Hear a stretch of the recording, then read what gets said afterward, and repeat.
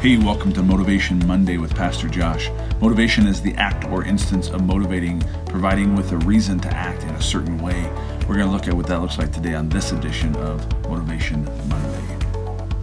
Hello, everyone. Welcome to our podcast today as we have our final week of the book Unoffendable by Brant Hansen. And hopefully you've enjoyed this. Hopefully it has made a difference in your life.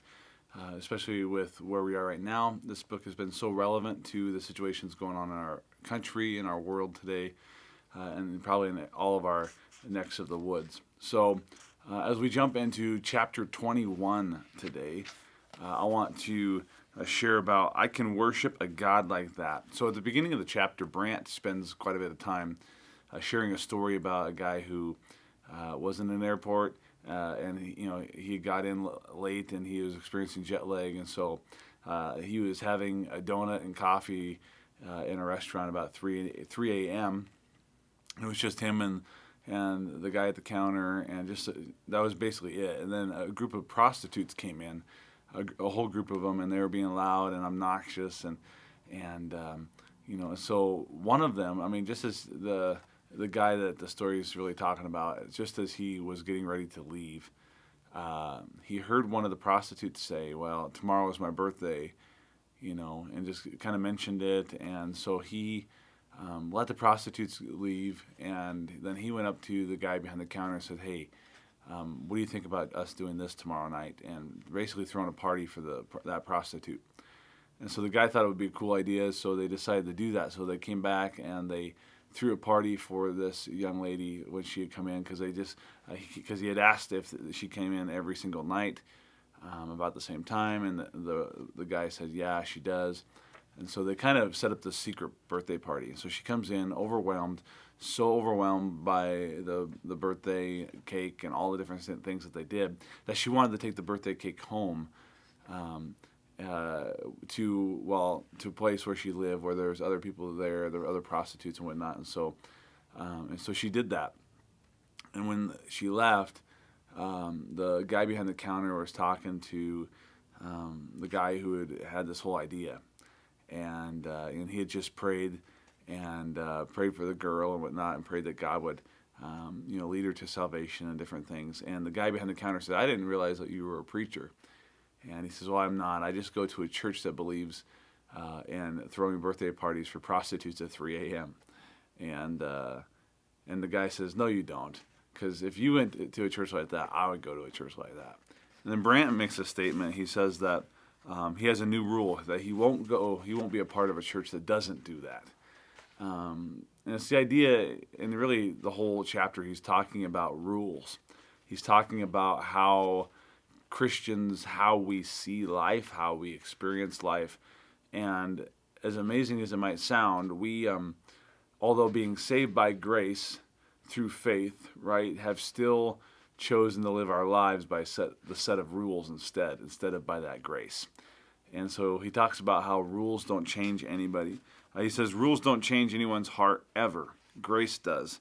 And so he kind of spends a little bit of time talking about that. And really, it's a pretty good chapter. One of my favorite ones, as he shares some different things, some different stories. He says we can love, we can forgive, we can refuse to be offended because God loved us first. So he's trying to really bring this down to a head as he's trying to close up the book here and really help us understand it. He shares about going to an aquarium. And so I'll read this portion to you. He says, I went to an aquarium once at a major metropolitan zoo that had all sorts of helpful signs. They all had a similar theme. All animal species everywhere are in jeopardy, and it's mankind's fault. I just wanted to see stripy fish that glowed and stuff. He says, anyway, I stopped in front of one display and reread the sign. Did it really just say that? Yep, it said, the fish in this display are all native to the South Pacific Ocean. We have removed the predators so you can observe the fish relating in peace as they do in nature. Okay, think about that. Yeah, I guess if you take out all the predators, all the fish live in peace, just like in the ocean, where there are predators. He says, nope, makes no sense whatsoever. It's boring, too, and certainly not natural. The world isn't safe like that.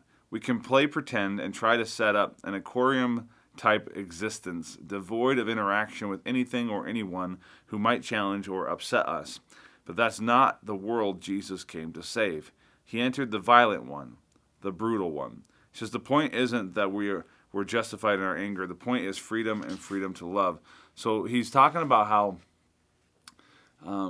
really we want it to be our way. We want it to be, we don't like people that might seem like sharks in our world. We don't like them being in our world. We might not even like them at all. But the point Brant's making is, he says, if it was all peachy, then Jesus wouldn't have had to come to save us from it. He says, so there is things that we face, and we are surrounded by people who might seem like predators or predatorial things in our lives. But the truth is that we don't really want an aquarium-like lifestyle. That's not what we're really looking for. We weren't made to live in an aquarium-like lifestyle. It's the predators around us that remind us of how hard it is to live grace-filled lives. It's a challenge to the game called life. And so it was kind of a cool analogy just to think about that. It's like, I think many times we want it just to be an aquarium-like lifestyle where nobody ever bothers us and we're all just peachy, all on the same page. Well, the truth is that we have to learn how to navigate the treacherous waters at times that we face. Henry Nouwen once said that, he says, I wonder more and more if the first thing shouldn't be to know people by name, to eat and drink with them, to listen to their stories and tell your own, and let them know with words, handshakes, and hugs that you do not simply like them, but truly love them. So he takes it even further.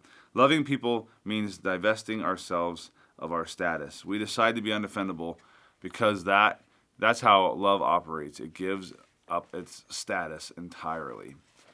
It's a good challenge. I encourage you, to think about those around us. Like even at the beginning of the chapter, thinking about the prostitutes and how that gentleman could have just walked away. He could have just let himself, be offended instead of responding to that woman in love. And by doing that, he opened the door for the gospel in her life. And so look for ways to do that. Remember that, yes, there might be sharks around us, but maybe those aren't the sharks, the real sharks in our lives. Maybe they look like sharks, but maybe they're not. Maybe they're just another person looking for hope and grace and love, and so let our eyes be open to that this week as we continue to learn how to be unoffendable. So thanks for joining me today. I look forward to seeing you tomorrow as we come to the close soon of this book, Unoffendable by Brant Hansen. Thanks for joining me.